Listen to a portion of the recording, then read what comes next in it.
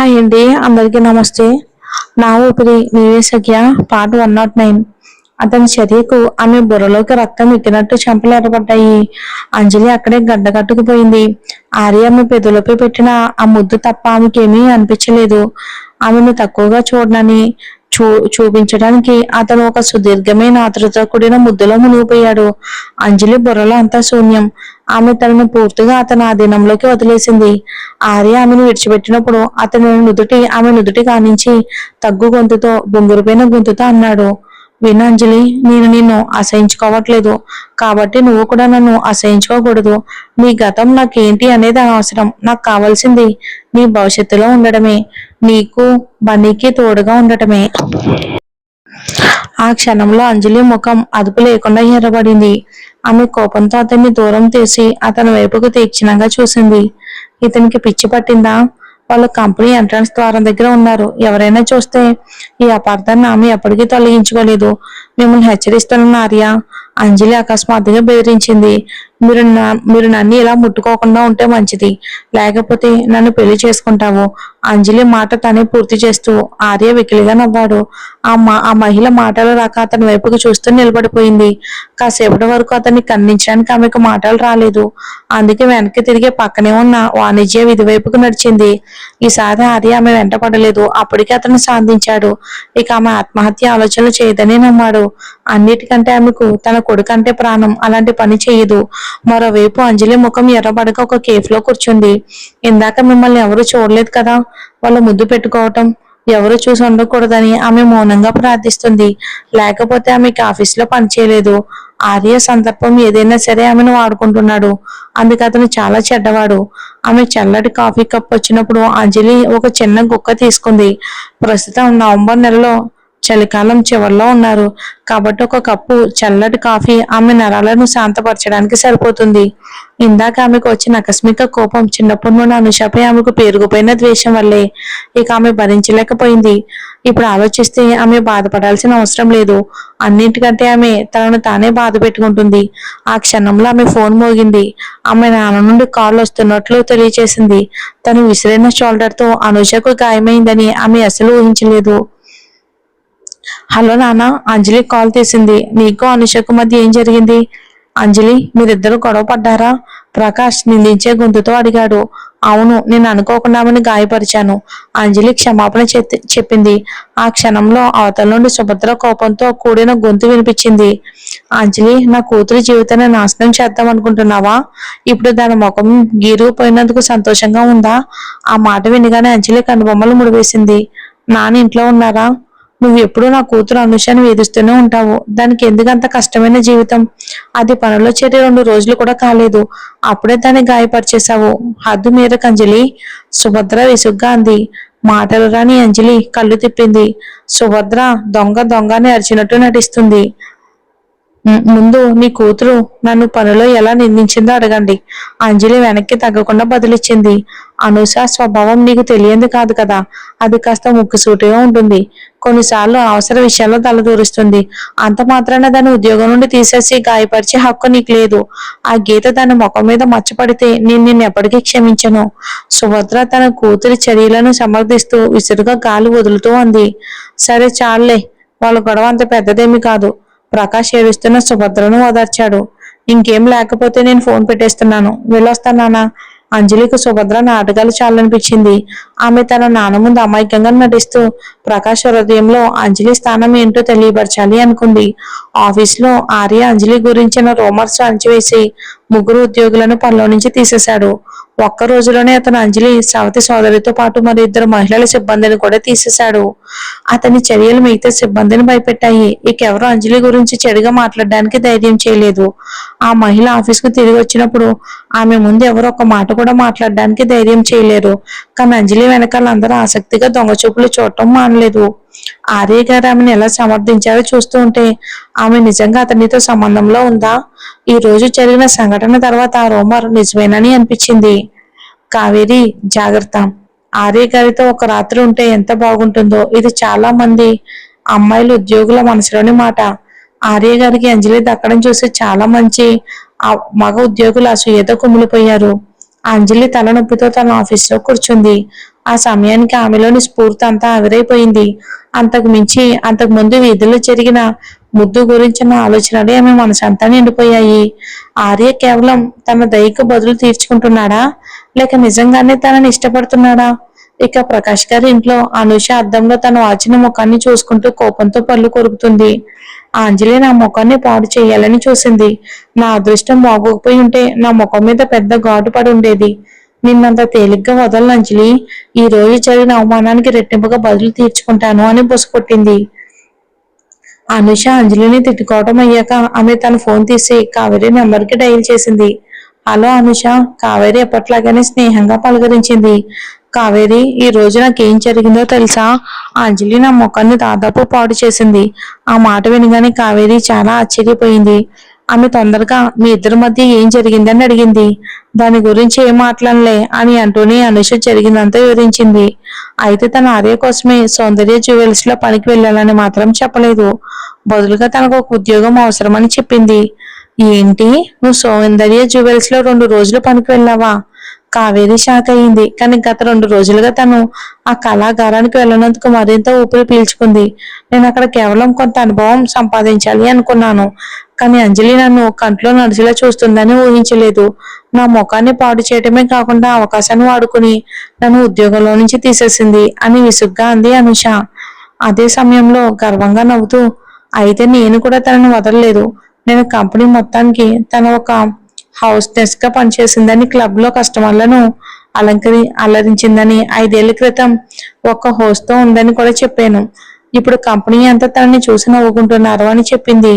అయితే ఆ మాట విన్న కావేరికి ఆందోళనగా అనిపించింది. అందుకే ఆమె మెల్లగా, ఆ హోస్ట్ ఎలా ఉంటాడో నీకు గుర్తున్నాడా అని అతని స్టేజ్ పేరు ఏంటని అడిగింది. అదంతా ఏర్పాటు చేసింది నువ్వే కదా, నాకెలా తెలుస్తుంది? ఏదేమైనా నువ్వు మొదటి నుండి ఆమె కోసం ఒక వికారమైన హోస్ట్ ని ఎంచుకోవాల్సింది. అలా అయితే ఆమె అసహ్యంతో చచ్చిపోయేది. అసలు ఆమెకు హోస్ట్ ని ఎందుకు ఏర్పాటు చేశావు? డబ్బులు వృధా. ఆ రాత్రి అనుష ఒక క్రూర ముఖంలో పార్టీ చేసుకుంది. అదంతా కావేరి ప్లానే. ఆమె కేవలం తమాషా చూస్తూ ఉండిపోయింది. ఆ మాట విని కావేరి ఊపిరి పీల్చుకుంది. 5 ఏళ్ల క్రితం ఆ రాత్రి దేవుడే అంజలికు సహాయం చేశాడని ఆమె అనుకుంది. ప్రత్యేక గదిలో వేరే అబ్బాయిని చూసి ఆ హోస్ట్ కావేరి నుండి తీసుకున్న 2000 రూపాయలతో పారిపోయి ఉంటాడని ఆమె ఊహించింది. ఈ కార్య విషయానికి వస్తే తను బుక్ చేసుకున్న గదిలో అతను ఎందుకు వచ్చాడంటే బహుశా అతను తాగి పొరపాటున గదిలోకి వచ్చి ఉంటాడని ఆమె అనుకుంది. అంజలి ఆర్యతో ఉందని అతను కొడుకు కూడా జన్మనిచ్చింది. ఆ రాత్రి అంజలి స్థానంలో తను ఉండాల్సిందని కావేరి తీవ్రంగా కోరుకుంది. కావేరి, ఈ మధ్య ఏం చేస్తున్నావు? మన షాపింగ్ వెళ్ళి చాలా కాలం అయింది అని ఫిర్యాదు చేసింది అనుష. నీ ముఖం నయమయ్యాక నేను నీకు మంచి విందిస్తాను. కావేరి అనుషతో తన సంబంధాలను నిలుపుకోవాలి. ఎప్పటికైనా ఆమె కావేరికి ఉపయోగపడొచ్చు కదా. సరే, నీ ఫోన్ కోసం ఎదురు చూస్తాను. అనుష చాలా అమాయకురాలు. తల్లి అండ ఉండడంతో ఆమెకు కుట్రలు పన్నే మహిళ కాదు. అయితే తన తల్లిలాగే ఆమె కూడా దయగల వ్యక్తి కాదు. విలాసవంతమైన తన భవంతిలో ఉన్న కావేరి ఫోన్ కింద పెట్టింది. ఆ క్షణంలో ఆమె మనసంతా కుట్రలతో నిండిపోయింది. అంజలి గతంలో ఒక హోస్ట్ తో పనిచేసిందని తెలిసాక ఆర్య ఆమె ఎంతగా అసహించుకుంటాడు? అంజలి ఎంతగా నిందలు పడుతుందో తెలుసుకోవాలనే ఆశతో ఆమె మాయకు ఫోన్ చేయకుండా ఉండలేకపోయింది. కానీ ఆ మహిళ కోసం ఆర్య 3 ఉద్యోగులను ఉద్యోగం నుండి తీసేశాడని విని ఆశ్చర్యపోయింది. ఒక్కసారిగా ఆమెకు కోపంతో ఊపిరాడనంత పనయింది. ఏంటి, అనుష నాది అక్కడికక్కడే ఉద్యోగంలో నుంచి తీసేశాడా? అనుష తనకి చెప్పకుండా ఆర్యని కలవటం కావేరి నమ్మలేకపోయింది. అవును, అంజలి గురించి రూమర్స్ పుట్టించిన ఇద్దరి సిబ్బందిని కూడా అదే రోజు ఉద్యోగంలో నుంచి తీసేశారు. నువ్వు జాగ్రత్తగా ఉండు కావేరి. అంజలి చాలా కుటిలమైనది. తన తంత్రాలతో ఆర్య గారిని మాయ చేసింది. మాయ తన గురించి నిజాయితీగా ఆలోచిస్తుందని కావేరికి తెలిసినప్పటికీ ఆమె మాటలు కావేరికి చాలా కఠినంగా ఇక కావ్య కుళ్ళు కుతంత్రాలు కుట్రలతో ఎప్పుడు ప్లాన్ వేద్దామా అని, ఎప్పుడు అంజలి గురించి చెడుగా చెప్దామని అలా ప్లాన్లు వేస్తూనే ఉంది. కానీ తన ప్లాన్లు ఎప్పుడూ ఫలించలేదు. నిజం ఏదో రోజు ఖచ్చితంగా బయట పడాల్సిందే కదా. చూద్దాం మరి.